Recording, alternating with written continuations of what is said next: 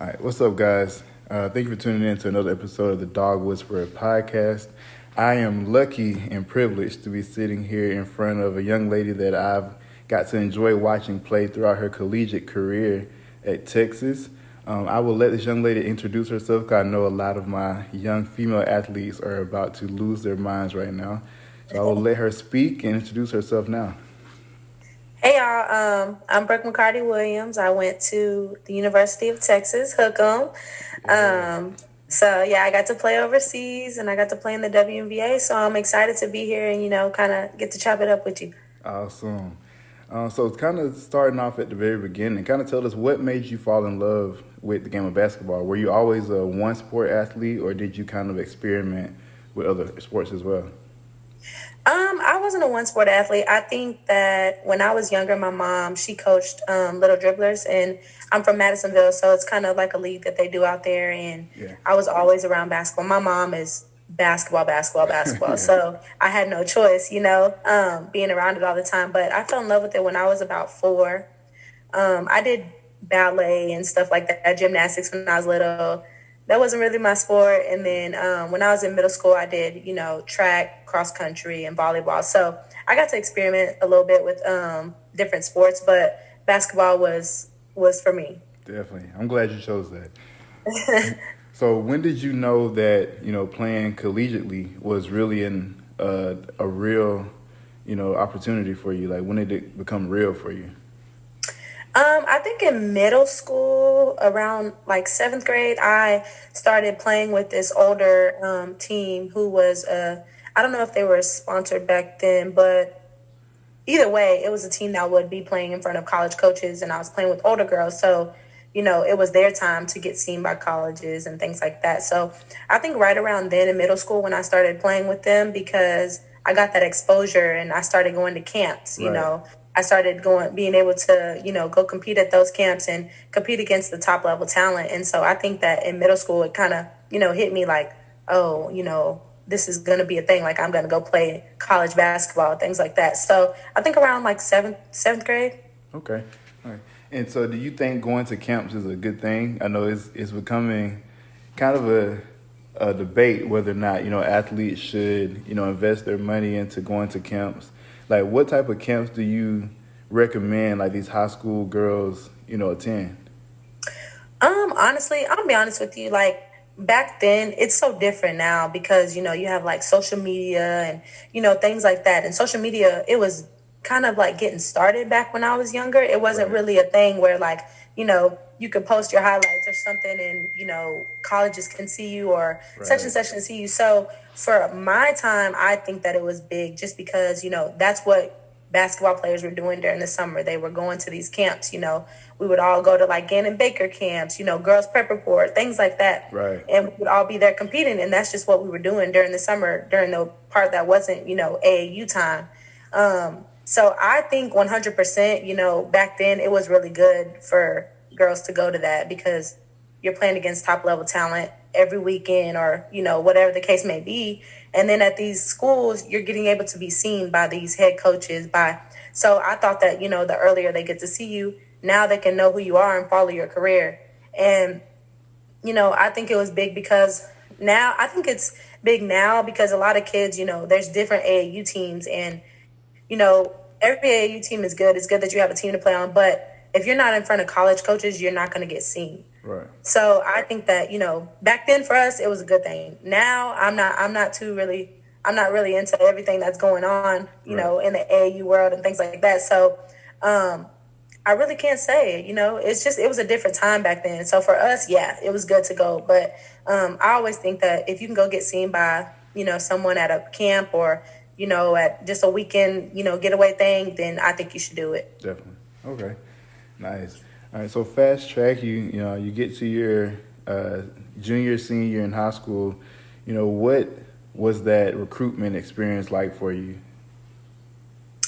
For me, it was pretty easy. So I kind of knew where I wanted to go in 7th grade. I went to a camp who at the time, I forget who the coach was, but it was the LSU coach, and he had an assistant, Coach Travis, who coached me at Texas.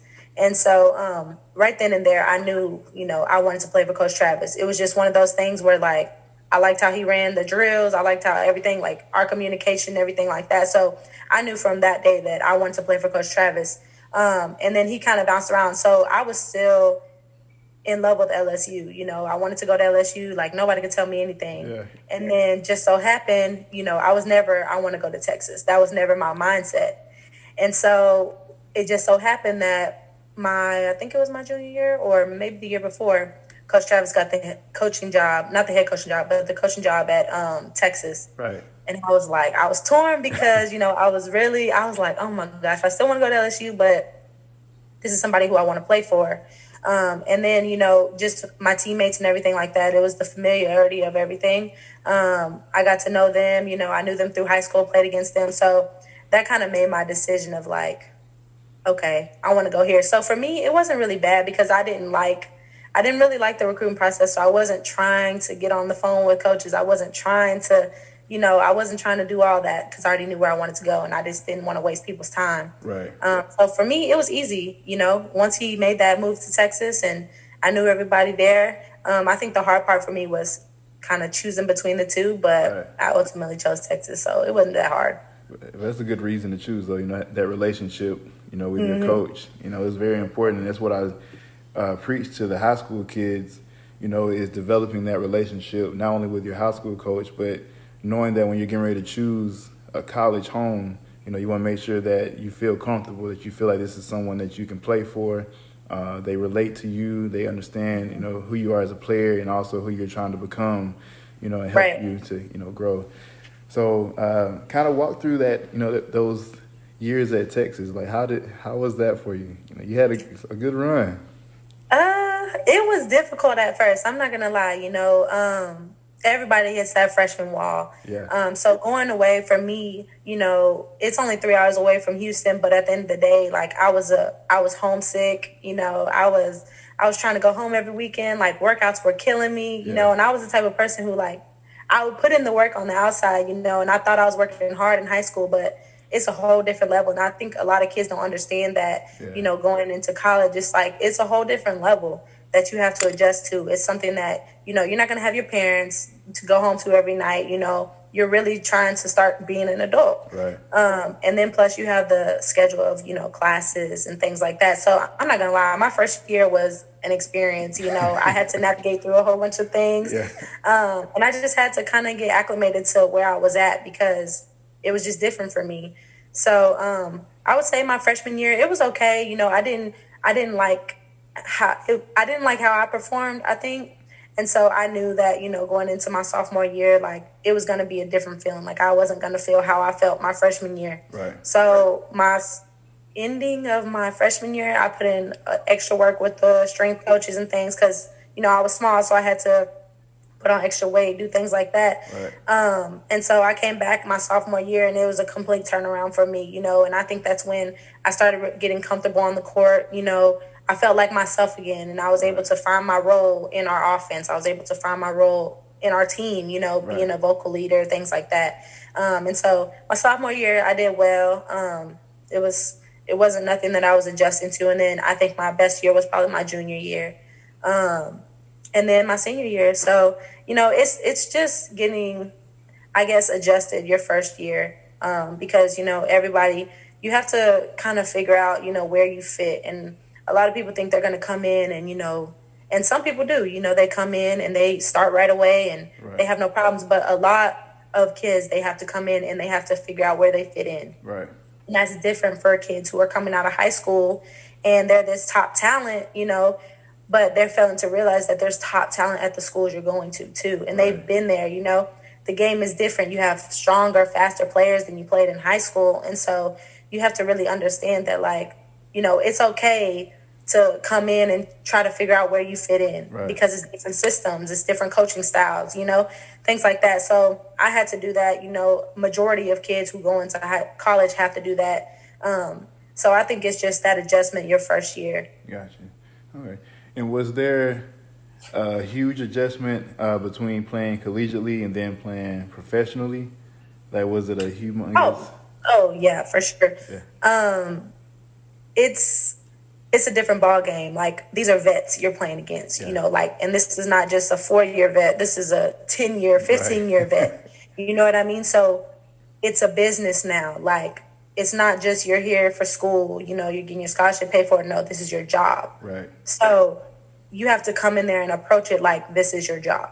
You can't come in there and approach it as like you would going into college, to where you have to get adjusted, blah, blah, blah. Yeah, you have to get adjusted, but now you have to get adjusted quickly, because this is your money that you're trying to make. This is, you know, you're trying to play. You're not trying to sit on the bench. And that's another thing, is like, I had to get adjusted, you know, because I played a lot in high school, college, everything like that.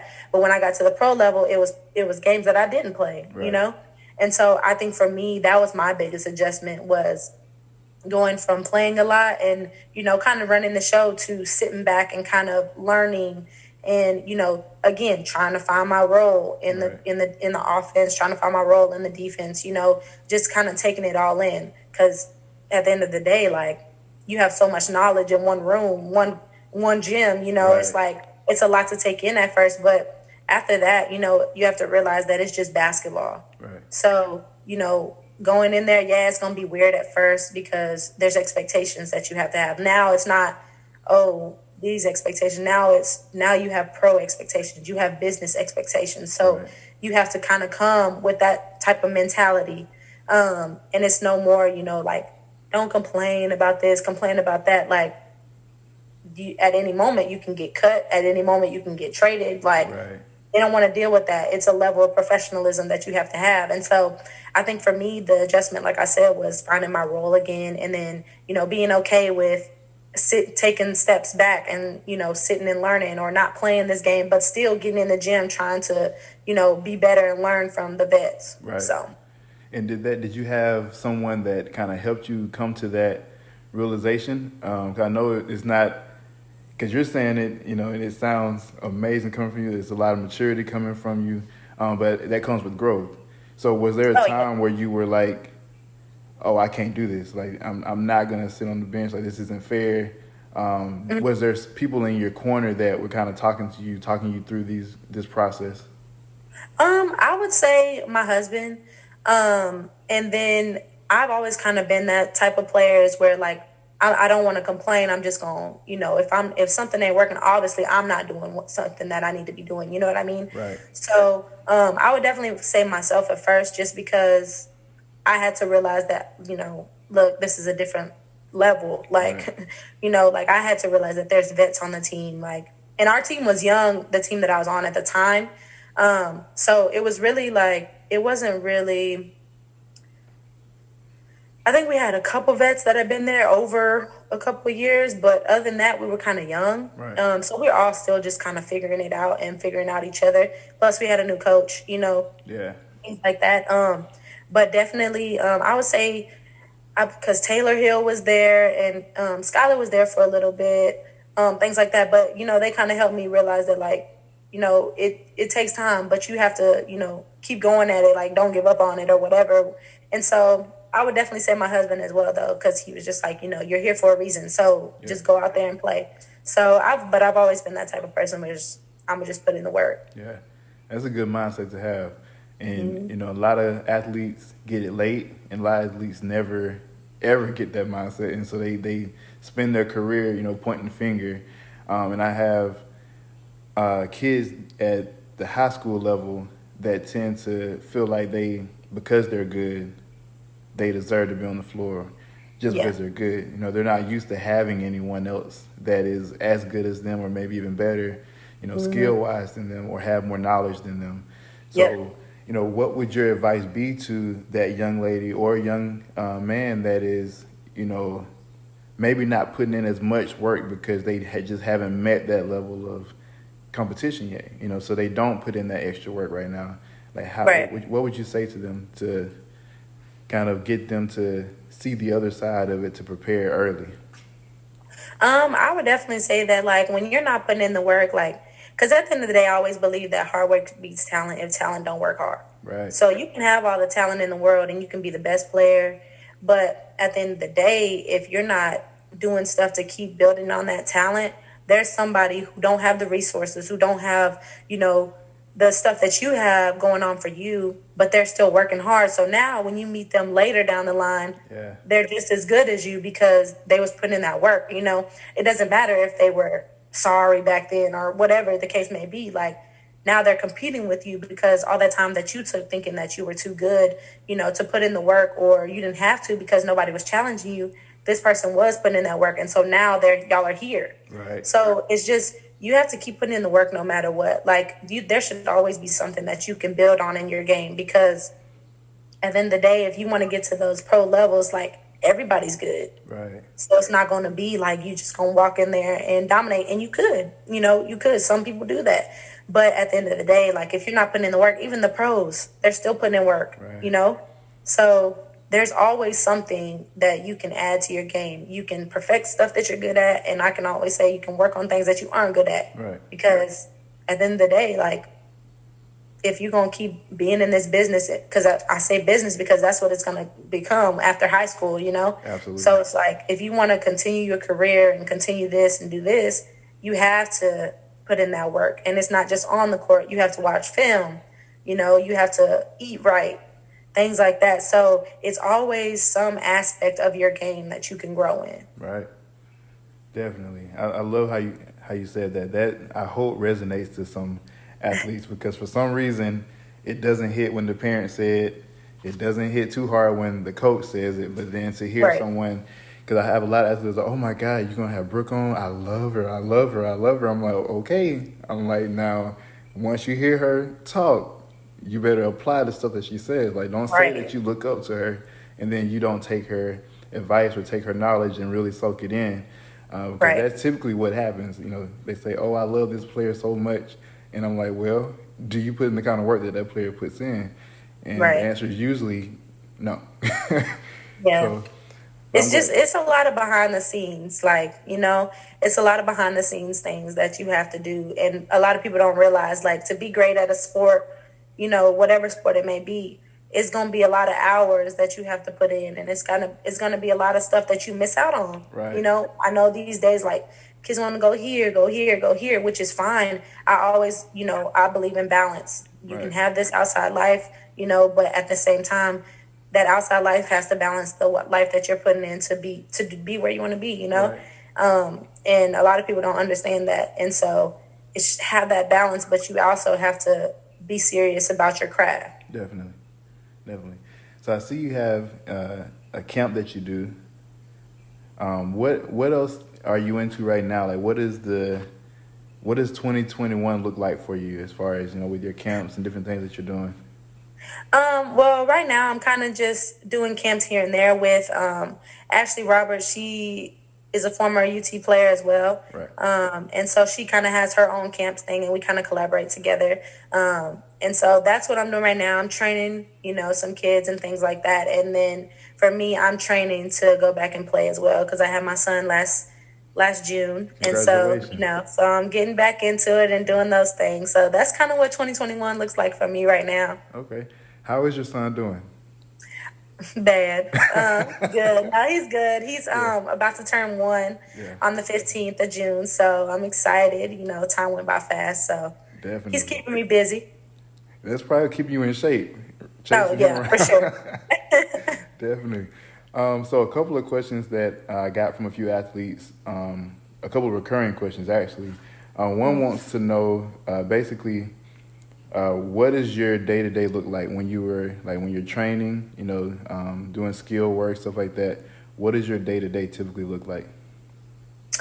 Well, so you want to know now or back then? Probably back then. Okay, back then. Yeah. Well, see, in high school, I'll use high school because your kids are probably in high school, right? Right. Okay, so in high school, I would, depending on if it was school or summer. So if it was school, I would go through school, whatever. And then after, we would have practice. After practice, if I didn't have AAU practice, I was probably going to the gym later on for skill work. If I didn't have skill work, then I was probably going on my own to go run at like 24-hour fitness. That's where I would go. And so that was my schedule pretty much all year. I would either, like I said, after school, I would either have basketball, or I would have, which 9 times out of 10 I would have basketball, but I was also going outside of that and going to 24 and running. And I wasn't really doing weights like that, just because I didn't have the knowledge of it. Right. But I was always running, always, because I made sure that one thing I was going to be was in shape. Right. And so that was a typical school day for me. Now, weekend during school, I was either running or I was at the gym. And weekends was pretty much AAU, or it was pretty much skill work. So I was always in somebody's gym. And then summer was just basketball all day, every day. Yeah. So like, it was, like I said, like, I preach balance now, but I didn't have that balance back then. You know, so for me, I was always focused on one thing. Right. And so, like I said, like, I was in the gym. I was missing out on things, like things that kids were doing and going to in high school and stuff. I was in the gym each time. Right. So, that's pretty much what it was like for me during the regular school year. Now, summer, it was straight basketball. Yeah. And I was just in every gym that I could be in, doing whatever, you know. Morning time, I would wake up, probably go run, and then I would go to the gym. And depending on however long we'd be in the gym, because back then we had so many hoopers in Houston that it was like we were all in the gym doing skill work, and then it would be we're playing 5-on-5 or, you know, whatever. So my summers were pretty much every day in the gym all day. Right. So, right. But I do say that you need to also listen to your body and give your body a break too. Because I think that these days, like, a lot of people say you have to be in the gym 24/7. You do, to an extent. You also want to give your body a break, because a lot of kids are getting burnt out. Right. Because, you know, parents are thinking like being in the gym all day means really being in the gym all day. Right. You could really, you know, go in there and have an hour workout and then be good. Right. You know? So I think that you also need to have that time to where during the summer or whatever the case may be, take that week break, take that 2-week break, you know, give your mind a break and give your body a break to kind of recuperate and, you know, get your mind on other things, go do other things that you like, hang out with your friends or something like that, you know? So I definitely, you do preach, like, give your body a break and have that outlet to where you're not constantly in the gym, because you're going to get burnt out. Like, you're only in high school, so it's a long road, a long road, especially if you want to play 10, 15 years down in the pro league, you know? Right. So you have to kind of listen to your body and not just focus so much on basketball to where you're going to get burnt out by the time you're a junior in high school. Right. So. Because it's not necessarily about the length of hours that you are in the gym, is what you're doing when you're there. Exactly. You know, if you go in there and get some really good work in, like you said, in an hour's time, you know, you really did good for that day. And then, you know, if you want to stay in there after that fact, then, you know, maybe do 5-on-5s and stuff like that. Exactly. And cool. But, you know, getting a good hour of real skill work in, you know, really perfecting or trying to, like, sharpen that game, you know, that's good work. That's good work right there. And then, of course, I like what you said. You were at 24/7 Fitness, you know, you were doing cardio. You didn't know much about weights then, but with the advancement that we've had over the years, you know, these kids have access to so many different, you know, resources. So, you know, that performance training is something that I think they definitely need to take advantage of. Definitely. Yeah. So if you would have had, you know, that type of resource back then, and people, you know, would have been in your ear telling you that this is something you can do to, you know, kind of strengthen your body, also kind of elongate, you know, that career, you know, and make your body recover faster, you know, would that be something that you would have taken advantage of? Oh, yeah, definitely. I had here and there, you know, things what I would do, but it was more of, my high school wasn't big on weights. You know, a lot of kids these days, high school is big on weights, but mine wasn't. We were kind of just, you know, it was just what it was. We would do like push-ups or like, you know, always doing sit-ups or something like that. So that was okay. But like I said, like if I was really, you know, if I had the knowledge of it and everything like that, like I would definitely take advantage of it, because I don't think it would have been such of a culture shock for me when I went to college. Right. Because when you get to college, you're weights, like nobody's business, you know? So that for me was the hardest part, was adjusting to that, because I never done weights like that. And I never I was always in shape, but I was never trying to lift this or, Right. doing squats or something like that. So I think that it would have helped me adjust quicker to Definitely. college life. Yeah, I can just imagine your first year. Yeah, it was a lot of like, "Ooh, is this really for me?" Like, so I can yeah, imagine. definitely though, it would have helped me adjust quicker. Yeah, definitely. And I'll just ask you one more question. What motivates you is a question that I have. Um, I think it's my mom. Just because she was a single mom, it was just me, her, and my brother, and everything that we had or didn't have or whatever, like my mom worked for it. So I saw her, doing it by herself. I saw her, doing this. So I think my motivation for like being good at basketball was being able to. My ultimate goal was being able to get my own scholarship so that she didn't have to pay for it. Right. And so I went hard, and I think that another motivation would have been like, people saying that I'm too small, things like that. It wasn't one of those things where I'm like, oh, I have to do this because they're saying I'm too small. That was internal. Like, Right. okay, if they think this, then I'm going to show them. But for me, it was, my mom, seeing her do everything by herself and everything. And I wanted to reward her with getting my own scholarship and her not having to worry about, oh man, I got to pay for this, Right. things like that. So I think that was my biggest motivator. Nice. And now I'm pretty sure the answer would be your son is Oh a yeah, my motivation son, for my you. family, my son and my husband. Yeah, like So that's how 100%. how does that look now? Like, preparing to, come back, return. I don't really like the word come back, but, preparing to, make your return, after having your son and, taking this year to, raise him for this year. How are you preparing now? Like, what's that mindset like? Are you nervous? Are you eager? Are you?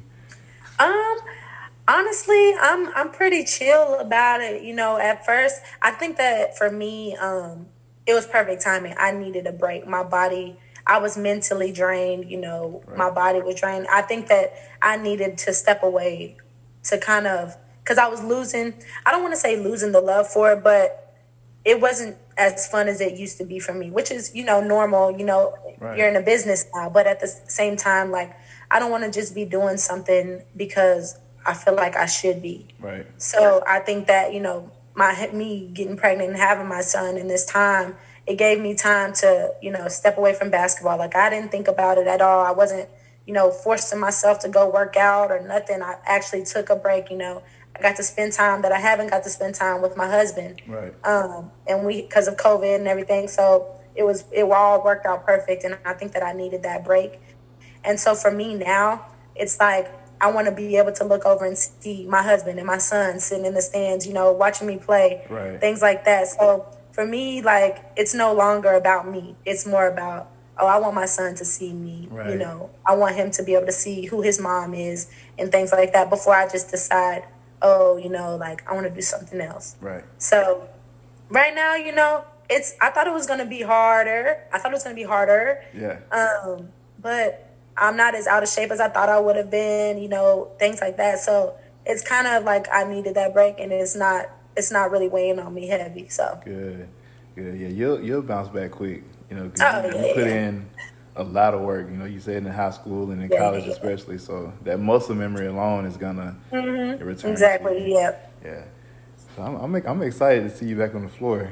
I'm Thank you. excited, and I know I have a few players that are excited to see you as well. But you definitely take all the time you need. Enjoy your family, enjoy your son, enjoy his birthday Yeah. coming. Yep. But I definitely look forward to seeing you back out there. It was good talking to you. I appreciate you coming on here with me. Oh yeah, for sure. Thank you for having me. Definitely. And I hope this motivates, these young girls who say they want to go play next level basketball. But Right. right now, I bet they don't have a ball or a weight in their hand. So I hope they grab that motivation from you and really kind of see that, one, it's possible, and then two, there is a bit of work, that goes into it outside of what people see. So Right. I hope they get that point. So anything would you like to say to this younger generation, just as a whole, a leaving point for them? Yeah, I would say, just go at your own pace. I know like I said, social media is big, so you get to see a lot of different things on there. And, I would just say, never compare yourself. There's something that you bring to the table that somebody else doesn't. Right. So always be true to your game, be true to yourself, and don't worry about what everybody else is doing. As long as you're putting in the work, like, your work will pay off. It doesn't matter if it pays off in 5 days or 10 days or next year. Right. Keep putting in the work, because at the end of the day, like I said, like, if you're working hard and you're getting in the gym every day or every other day, and you're doing the work that needs to be necessary, like, you're gonna see the reward. Definitely. So yeah.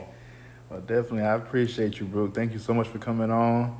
I wish you all the luck, and enjoy your family. I really For enjoyed sure. that. Thank you for having me, and good luck with you and your squad. You got. Thank you. See you All later. right. See ya.